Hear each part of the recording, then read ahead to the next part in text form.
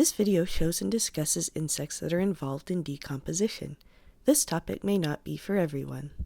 Excuse me? Yes. That's what you do. Yes. So I am doing some experiments for my PhD with Dermestid beetles. So I'm just trying to get an experiment set up. And yeah. Like behavioural or like... Yeah, behavioral. Yeah, I'm trying to see circumstances where they'll burrow into bone, because normally they don't. People like to use them to clean skeletons and things like that, but there are some circumstances in archaeological and fossil situations where they find insect burrows, and so I'm trying to understand what stressful situations will make these little beetles burrow into bone. That's amazing. That's so interesting. Thank Are you you. having some good results or? I'm kind of just getting started. I've had the colony for about 2 months, and it's been a bit of a slow start. I think I finally figured out what they like to eat so that their population is happy and things like that. But yeah, so now I've got plenty of beetles, so now I can do experiments finally. Yes, good luck. Thank you very much. Yeah, have a good day. Bye.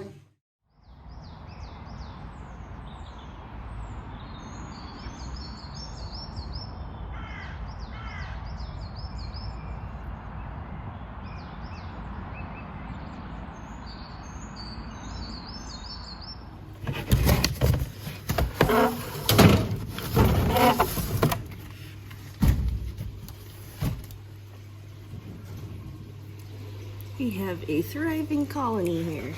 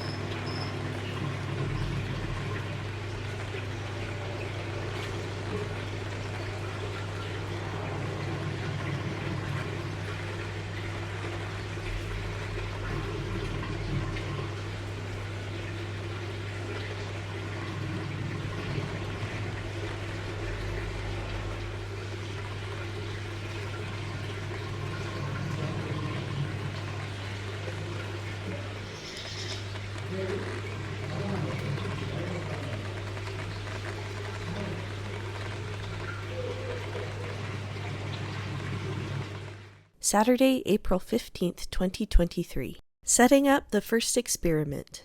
Hi guys, I came in last Friday to check on my beetles, so it's been a week, and as you can see I'm wearing an apron today to keep some of the frass off my clothing. Today I'm going to check on my beetles. I did bring some chicken to put in to try and set up experiments today. I'll see how I'm feeling about that because the chicken's gone off. It has a very strong smell. I'm hoping that doesn't impact the beetles, but it could.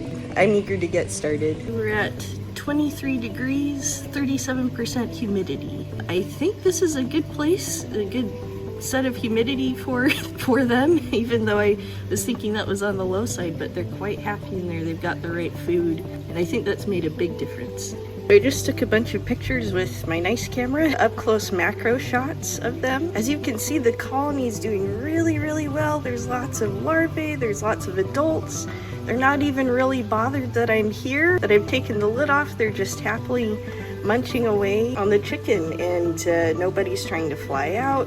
So I seem to have found the food that they like and they're very happy with it. Something that's really interesting to me, I had a huge pile of just chicken flesh that I left here last Friday. Last week it was kind of this big pile of stuff. As you can see, it's completely gone. There's a little bit of what looks like skin that's just kind of got lots of holes in it. Also, really cool just looking at the holes and things that they are putting into the chicken flesh. Something that I noticed with the bone specimens I looked at up at Tring, a lot of the damage on the bones was very delicate. It's like there were just thin layers that had kind of peeled off, and in a few cases it had kind of turned into a big opening, a little bit bigger opening, a bigger chasm in there. So they got down to say the cortical bone, the spongy bone, trabecular bone, not the cortical bone. As they got down to the spongy bone, they kind of exposed that, but it was like there were these delicate little layers. Let me see if I can just zoom in here. But you can see here that the way they eat the skin is actually kind of similar. I guess I'm not sure about the meat on the inside necessarily, how they consume that. This, you can see just looking at the skin that there's these thin layers that they just kind of slowly chew down and put little holes in there. And then they like to kind of shelter underneath as well, I've noticed. You can see little guys in here, in this one in particular, you can see that there's some larvae just kind of chilling in there underneath. They like to crawl into those holes and just kind of hang out. So this is actually really interesting to me, the way they're interacting with the skin. They kind of burrow into the skin, eat the flesh, kind of treat the skin a little bit like a sheltering thing, slowly eat the skin. And a lot of the pattern is just very similar to what I'm seeing on bone in the few specimens that had some damage on bone, where it's just thin layers. So kind of what I'm trying to do is figure out the correlation between a normal situation like this, where eating all the flesh off the bone and leaving the bones largely untouched underneath. It's really kind of a beautiful process, to where there's something going on where they're actually gonna start eating the bone. Just gonna probably just leave these bones in here. I'm gonna add a bit more flesh for them to chew on, even though the stuff smells pretty bad and I got it out of my fridge. I'm gonna go ahead and cover them back up for a little while so I can get stuff together for the experiments. I have to say, I'm really happy to see that these 3 containers fit side by side in here. I was a little worried it would be too tight, but they fit. This is great. So these are going to be my 3 isolation chambers for my dermestids. 2 of them will be experimental and 1 is going to be constant, not really doing anything variable quite so much. So here I'm going to try and do an experiment where I try to understand better the dermestids, their interaction with flesh, times when they'll actually burrow into that, particularly for pupation, and also trying to understand how that relates to when they're willing to burrow into bone to pupate. As I was looking at things at the museum at Tring, I didn't really see anything that stood out to me as being a pupation chamber. There were a few excavations and things that were a little bit deeper, a little bit wider, but nothing that looked, from what I've looked at in the literature, like very symmetrical round holes in the bone kind of a thing. So I didn't really see anything that I thought looked like those pupation chambers at Tring. So here I'm going to try and deliberately get them to pupate into their food source and just try to understand the interaction between how they treat their food source and how they treat bone and pupation, the circumstances that push them to pupate into their food source and into bone. So that's what this is set up for. What I'm gonna try and do is get a bunch of my larvae that are fat and they're getting really close to being ready to pupate, so that I can confine them in these. And for the first 2, I'm going to put a little bit of sand on the bottom. One's gonna have bone and one's gonna have just flesh in it. That's all they've got for their shelter. See what they do with it next week. You'll see what I'm trying to say after I get everything set up a little later on. And then this one, they'll have some actual cotton bedding in the bottom, so it'll be like the big tank. But yeah, I'm not expecting them to burrow into anything in this little container, because yeah, they're perfectly happy otherwise to just burrow into the cotton in the other tank and use that for their pupation. These 2 are going to be the stress boxes, where it's like you have no place else to pupate. What are you going to do?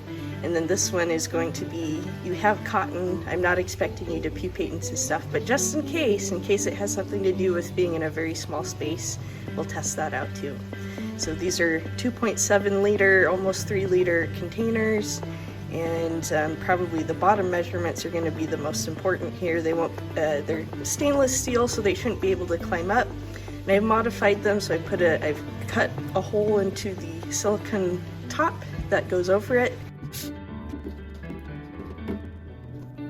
And I've put mesh screens on top of them to just give them ventilation.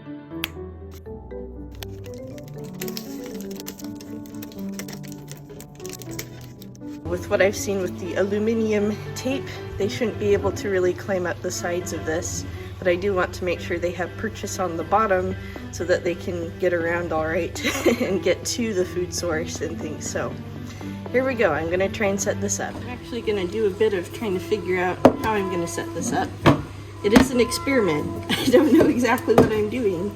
I just have some ideas to try out. So these are my 2 stress boxes. I think the first thing I want to do is actually try and catch some of the beetle larvae and just see how they do kind of crawling around on the bottom of one of these little containers, see if they can climb up the sides. They shouldn't be able to, but just kind of take a look at how they will react to this environment. It's probably going to be a bit cold and uncomfortable. I think that might be my first order of business here, is to try and catch some of those. So I'm putting a little layer of cotton in the bottom just to protect from the heating mat, which I will be putting underneath so it's not just burning them up.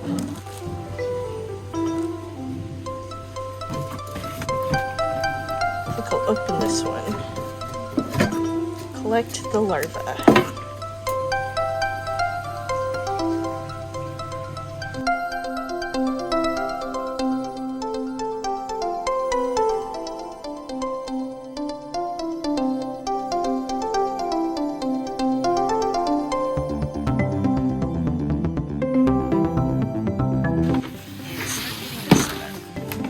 I'm gonna go ahead and put this in the tank so that it's not cold on the bottom and they're getting some heat from the heating mat. I want to try and get this set up as quickly as I can. There we go. I think those little larvae are gonna be okay for a little bit, even though they're quite hungry.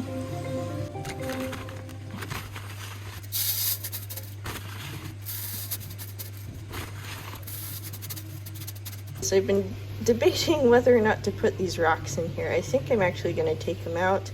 It has been interesting just to kind of watch what they do as I put that rock in there and there's no place for them to burrow. It would be interesting in a future experiment to do this again with like a big rock in here, because they like to shelter under this. This round I really want to force them to shelter into the food source. And so I'm going to take these rocks out. I think I might just plop the material right in here and just let them go to town on it. Oh, that is stinky chicken.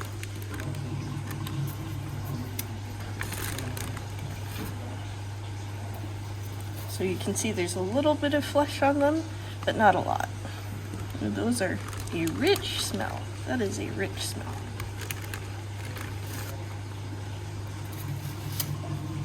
Tops and bottoms. All right. That's number 1.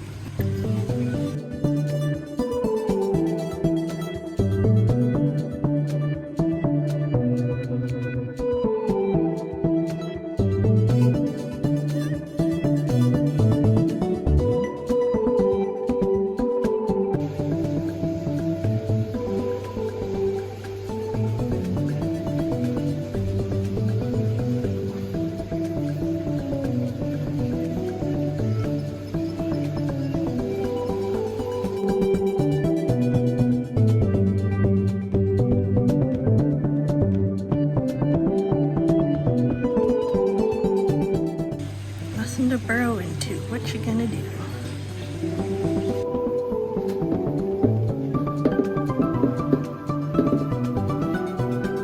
If I know they're down there, I won't squish them when I put the stuff in on the other side.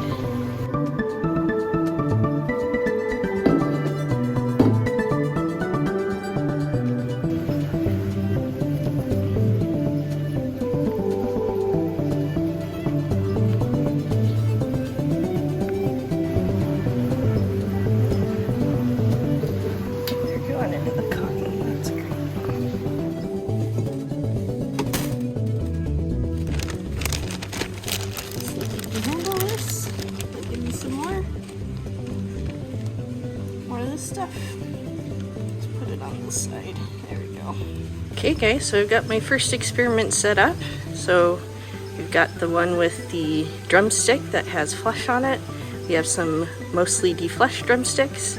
Then this one has cotton substrate like you find in the other tank with a fully fleshed drumstick as the control.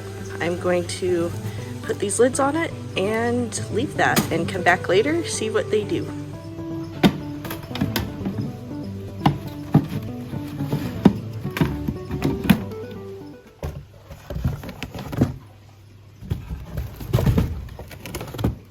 Thanks for watching.